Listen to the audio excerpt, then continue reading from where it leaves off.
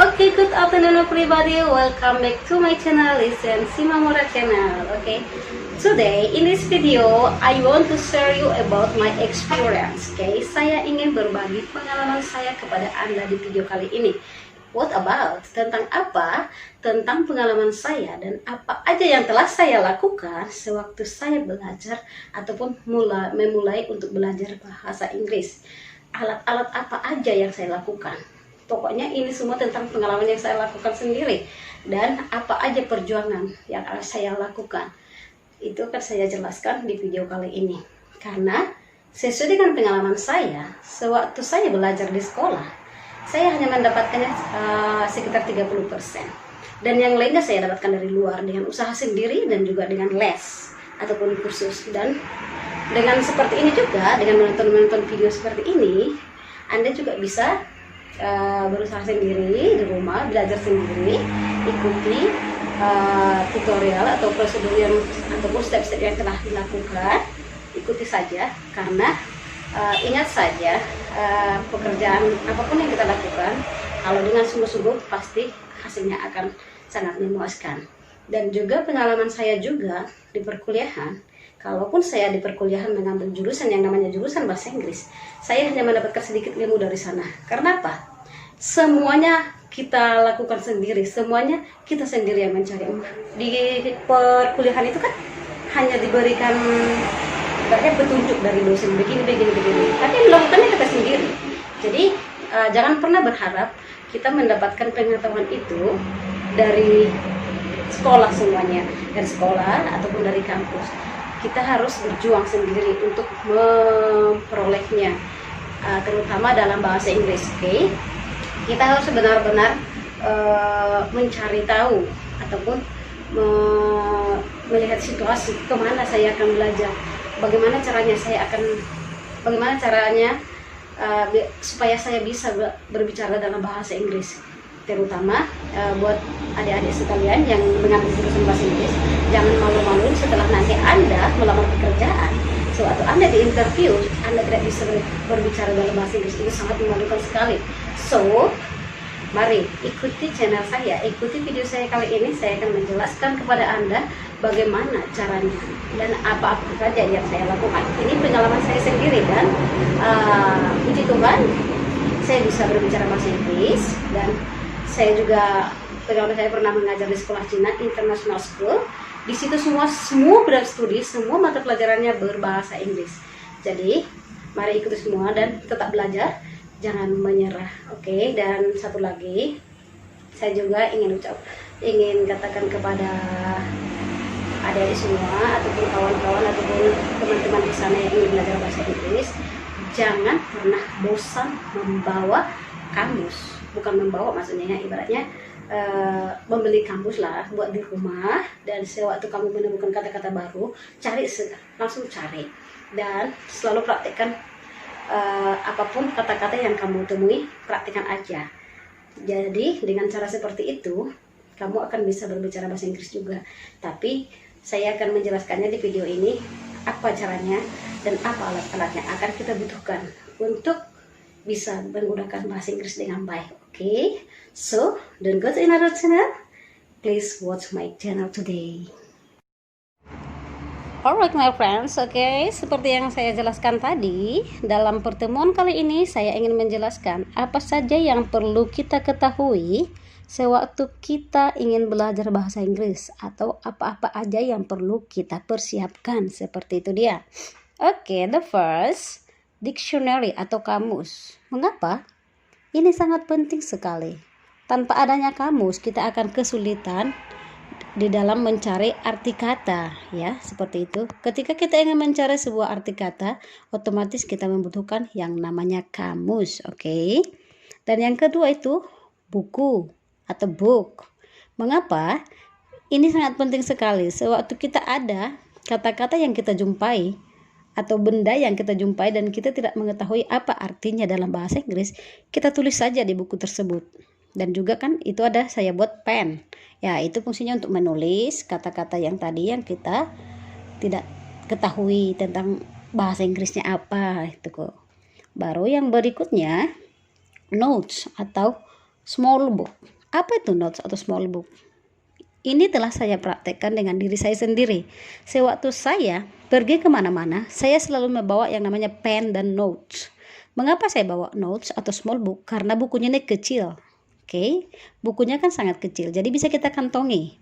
Jadi tidak terlalu ribet dianya. Jadi sewaktu saya pergi ke pantai contohnya, saya di pantai otomatis dong banyak hal-hal atau benda-benda yang kita temui maksudnya. Contohnya saya melihat pasir. Oh, pasir ini bahasa Inggrisnya apa ya? Rupanya saya tidak tahu. Oke, saya tulis di notes pasir. Oke, seperti itu dia. Terus saya lihat batu ini bahasa Inggrisnya apa ya? Saya kan tidak tahu. Oke, saya tulis batu dan sebagainya. Apapun yang saya jumpai yang belum saya ketahui bahasa Inggrisnya, saya tulis di notes, oke?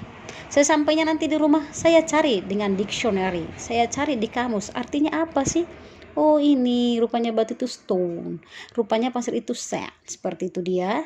Jadinya saya tulis artinya lagi. Dan setelah itu saya tulis, saya catatin semua kata-kata yang baru tadi, saya hafal.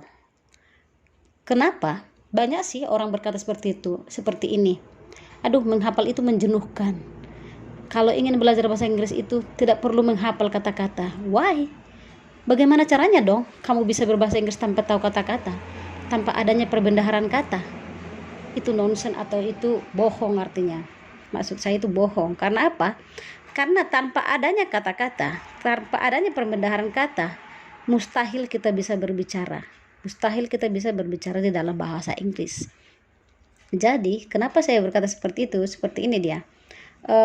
Ketika kita menguasai banyak bahasa, menguasai banyak kata-kata, otomatis dong kita bisa berbicara.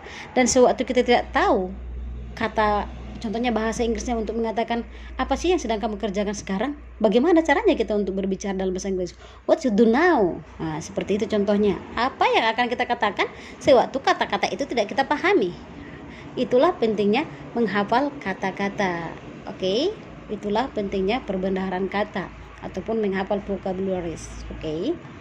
Dan yang saya juga lakukan setelah menghafal kata-kata tersebut, kata-kata itu saya aplikasikan ke dalam kalimat. Saya buat menjadi sebuah kalimat. Tidak peduli tensisnya salah ataupun gimana. Karena di sini saya masih dalam tahap belajar dari awal, oke? Saya membuatnya ke dalam sebuah kalimat, oke? Saya buat ke dalam kalimat kata-kata yang telah saya hafal. Oke, ingat. Dan yang berikutnya, jika Anda juga ingin paham dan bisa berbicara di dalam bahasa Inggris, Anda harus berani praktekkan kata-kata itu setiap hari, setiap waktu. Jangan malu, dimanapun praktekkan, karena namanya bahasa. Allah bisa karena biasa. Kalau kita tidak terbiasa, kalau kita tidak mau membiasakan diri, tidak mungkin atau mustahil kita bisa berbicara dalam bahasa Inggris. Contohnya pagi-pagi, sewaktu kita bangun pagi, kita lihat mama kita, good morning mom. Oke, langsung praktekkan aja. Mama kita kan pasti bangga. Oke, seperti itu dia. Kalau contohnya kita berjumpa dengan ayah kita, good morning dad. Oh, saya ingin sarapan. Apa ya sarapan? Oh, breakfast. I want to breakfast. Seperti itu dia. Saya ingin mandi. Apa ya mandi? Oh, I want to take a bath. Seperti itu. Kita harus praktekin setiap hari. Oke. Kata-kata itu kita praktekkan. Walaupun kita mix, sebagian kita campur-campur dulu dengan bahasa kita, dengan bahasa Indonesia, itu tidak masalah. Karena masih dalam tahap belajar. Dan yang berikutnya, banyak-banyaklah membaca buku yang berbahasa Inggris. Kenapa disarankan banyak-banyak membaca buku bahasa Inggris? Karena selain melatih pronunciation kita, di sini juga melatih kita, maksudnya banyak kata-kata yang kita temui di dalam teks tersebut yang kita belum pahami. Jadi itu perlu kita search artinya. Kita cari artinya di kamus. Oh, ini apa ya? Ini apa ya? Waktu kita membaca sebuah teks yang berbahasa Inggris. Jadi otomatis keinginan tahuan kita itu pasti muncul. Ini artinya apa ya? Ini artinya seperti apa? Itu maksud teks ini apa? Apa yang diceritakan dalam teks ini? Sehingga ada keinginan dari diri kita untuk mencari artinya, karena kita ingin mengetahui tentang isi ataupun apa yang disampaikan dalam teks tersebut. Oke, the next. Sering-seringlah mendengar lagu yang berbahasa Inggris. Ini melatih listening kita. Oke, sambil mendengar, sambil juga praktek-praktekkan aja berbahasa Inggris atau nyanyi-nyanyi lagu bahasa Inggris. Ini sangat bagus sekali karena di sini kita dilatih untuk mendengar. Oke. Dan yang selanjutnya, sering-seringlah menonton film yang berbahasa Inggris atau film-film barat. Kalau perlu, cari film yang tidak ada teksnya. Kenapa saya mengatakan seperti itu? Sewaktu kita menonton film yang tidak ada teksnya, volumenya agak dibesarin, oke? Jadinya volume itu dibesarin, kenapa? Sehingga kita melatih listening kita dan juga melatih kita untuk menebak apa arti dari kata-kata yang disampaikan oleh film tersebut, oke? Ketika kita tidak memahami artinya, bisa sambil kita cari di dalam kamus nantinya atau kita tulis. Dan kita juga bisa menebak-nebak artinya seperti apa karena sebagian kata-kata telah kita hafal. Yang pentingnya cari dia film yang tidak ada teksnya. Oke, seperti itu. Karena kalau ada teks ya itu sama aja. Di situ kan sudah dibuat bahasa Indonesianya. Percuma. Seperti itu dia. Oke, the next. Hal yang sering saya lakukan sewaktu saya dulu praktek-praktek bahasa Inggris, saya selalu praktek atau latihan di depan cermin. Oke. Ini sangat bagus fungsinya. Kita latihan saja di depan cermin, memandang diri sendiri, melihat kata-kata sendiri sambil kita praktek, sambil kita rekam atau record, oke? Sewaktu kita rekam nanti, kita dengar sendiri kata-kata kita kira-kira gimana ya bahasa Inggris saya. Contohnya di situ waktu kita praktek di depan cermin ini, kita buat aja mengenai introduction, perkenalan diri yang telah kita pelajari di video yang telah selesai kemarin. Video saya sebelumnya kan mengenai introduction. Contohnya, okay, my name is Lisan Simamura. I live at gitu dia, bla bla bla bla bla. My hobby is nah. Jadi setelah Anda merekam itu tadi dan mempraktekannya di depan cermin, karena seperti ini loh, bagaimana caranya Anda bisa berbicara di depan orang banyak? Sementara memandang diri sendiri aja di depan cermin Anda sudah merasa malu. Kebetulan kalau Anda ingin menjadi seseorang yang berhasil nantinya, Anda harus bisa menghadapi banyak orang, buang rasa malu Anda. Contohnya seorang guru. Bagaimana caranya seorang guru bisa mengajar di depan kelas? Siswanya ada beberapa orang loh. Sementara sewaktu dia praktek di depan cermin aja dia malu melihat diri sendiri. Seperti itu dia. Jadi penting sekali kita belajar praktek di depan cermin. Selain untuk melatih rasa percaya diri, juga untuk melatih mendengarkan pronunciation kita sendiri. Seperti itu dia. Oke. Dan yang berikutnya, jika Anda masih anak sekolahan, prakteklah dengan guru. Ketika Anda berjumpa dengan guru bahasa Inggris Anda, ketika Anda belajar bahasa Inggris di kelas, atau maksudnya pada saat itu adalah jam pelajaran bahasa Inggris, praktik dengan gurumu, oke? Always practice with your teacher, atau dengan tutormu kalau kamu ada di les atau di bimbel, oke? Don't be shy to practice your English, oke? Jangan pernah malu untuk mempraktikkan bahasa Inggrismu, karena gurumu tidak akan pernah menertawakanmu ketika kamu mengucapkan kata yang salah. Malah gurumu akan membenarkannya atau menjelaskan, oh yang ini salah nak, yang seperti ini. Jangan sebutkan contohnya, kamu bilang seperti ini, I am sing, seperti itu. Gurumu pasti bilang, iya bagus, tapi setelah itu dia pasti mengoreksinya. Bukan I am sing, tapi I sing. Kenapa? Oke, nanti kita pelajari itu di tenses, oke? Dan yang terakhirnya, kalau Anda sudah menghafal banyak kata-kata, menghafal banyak vocabulary, oke? Ada saatnya, dan setelah Anda membuat banyak kalimat, oke? Ada saatnya Anda membuat kalimat tersebut menjadi sebuah teks, oke? Jangan terlalu takut tenses salah. Tidak masalah, namanya masih dalam tahap belajar. Buatlah sebuah teks. dari kata tadi menjadi kalimat, dari kalimat jadikan menjadi sebuah teks. Oke, setelah Anda membuatnya ke dalam teks, Anda selanjutnya akan belajar yang namanya tenses. Oke, nantinya setelah Anda belajar tenses,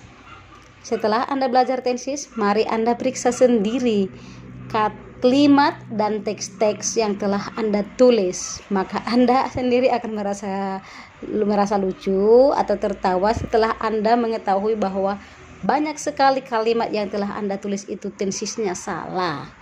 Tapi namanya kita tahap belajar, dan kita sendiri yang memeriksa setelah akhirnya nantinya kita paham, oh ternyata ini salah. Contohnya, Anda menulis di situ I am read. Padahal harusnya I read, kan sudah salah. Oh ternyata ini tidak memakai apa seperti itu dianya. Oke.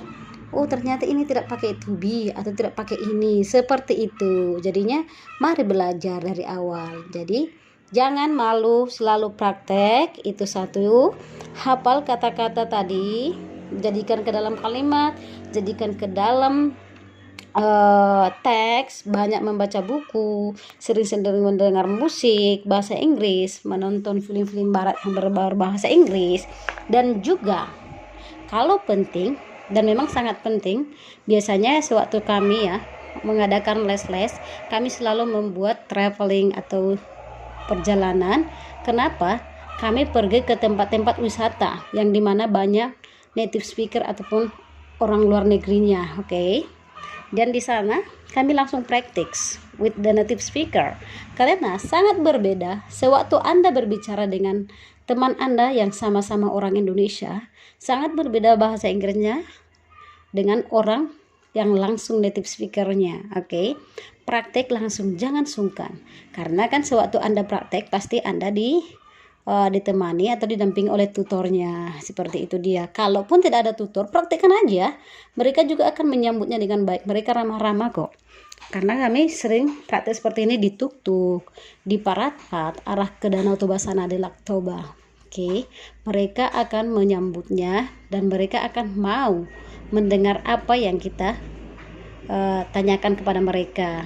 Kalaupun Anda mengatakan di awal, I want to practice my English, please help me, mereka pasti mau. Oh oke, katanya pasti mereka akan mau menyambutnya dengan baik, karena kami sudah melakukan hal ini. Dari les kami juga kami pergi ke tempat-tempat wisata seperti di Brastagi, di Tuk-tuk, di Parapat, hanya untuk praktis ya. Dan puji Tuhan mereka juga mau, dan setelah itu kita ajak selfie aja. Karena dengan seperti itu kan kita makin semangat. Oh rupanya saya sudah mulai sedikit bisa berbicara bahasa Inggris. Oke, baiklah teman-teman, sampai di sini dulu pelajaran kita tentang ini, tentang bagaimana caranya kita bisa berbicara dalam bahasa Inggris dan apa-apa aja yang perlu kita persiapkan sewaktu kita ingin belajar bahasa Inggris. Oke. Itulah pengalaman-pengalaman yang telah saya lakukan semenjak saya masih memulai yang namanya ingin belajar bahasa Inggris. Oke. Banyak hal yang telah saya kerjakan, banyak hal yang telah saya lakukan. Oke, jadi terima kasih untuk bagi teman-teman yang sudah menonton, dan jika ada request bisa ditulis di kolom komentar apa yang ingin ini. Siapa tahu contohnya di sekolah ada pelajarannya mengenai apapun, oke, yang berbau bahasa Inggris, saya akan saya akan bantu, saya akan buat di video-video berikutnya. Oke, selamat beraktivitas dan terima kasih sudah menonton video saya. Tapi jangan lupa like, comment, dan subscribe. Terima kasih, thank you very much.